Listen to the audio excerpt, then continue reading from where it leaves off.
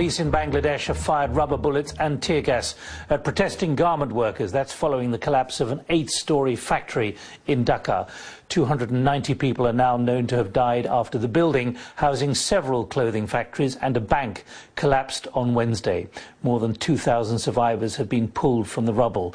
The protesters want the owners of the factories held to immediate account for the state of safety in all garment factories.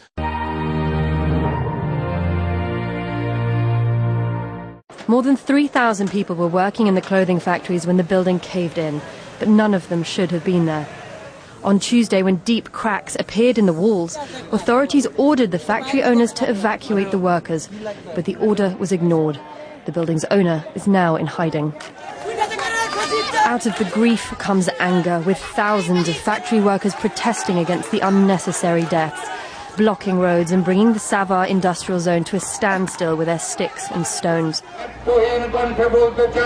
We strongly demand that the government, other agencies responsible, the owner of the collapsed building, garment factory owners and all the buyers who source from here should not be allowed to get away with this. Some 2,500 people were employed in the 8-story garment factory. Anger has spread through the streets of Dhaka as thousands protested the collapse. The Prime Minister says there will be an investigation into the collapse and those responsible will be punished.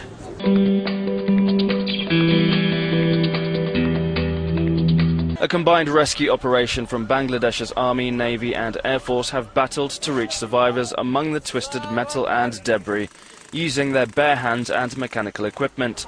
Officials said they're not sure how many still remain trapped, but that priority has now been given to save those still alive.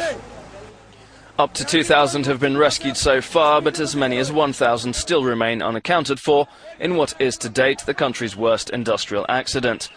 The disaster focuses attention on the global links between Western company profits and potential compromises in safety for workers in developing countries. But rescue workers are racing against time. Some 20 garment employees are said to still be trapped in the rubble of the former 8-story Rana Plaza. Their friends and families have turned up holding photographs to find out if their loved ones survived. My younger sister died. We were both working in the factory. Yesterday I didn't go to the factory, so I am alive. Their anguish is only compounded by claims that this deadly disaster could have been prevented. Police say factory bosses had ignored warnings not to allow employees back to work on Wednesday after cracks were noticed the day before. The owners have now reportedly gone into hiding. The disaster has once again drawn attention to working conditions in Bangladesh's multi-billion-dollar textile industry, used by many world retailers for its cheap labor.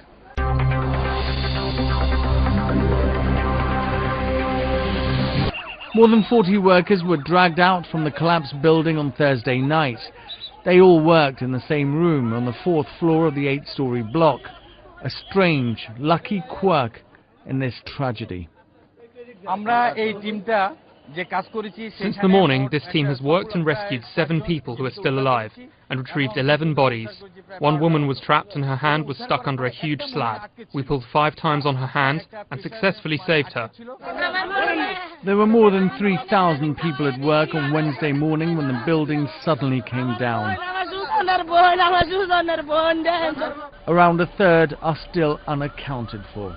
Most were women who worked in a garment factory producing clothes for the West.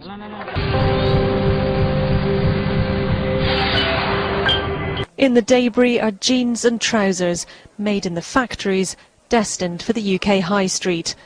New Wave Limited supplied retailers including Bon Marché and Primark, a company praised in the past by some campaign groups for its efforts to improve standards in the garment industry.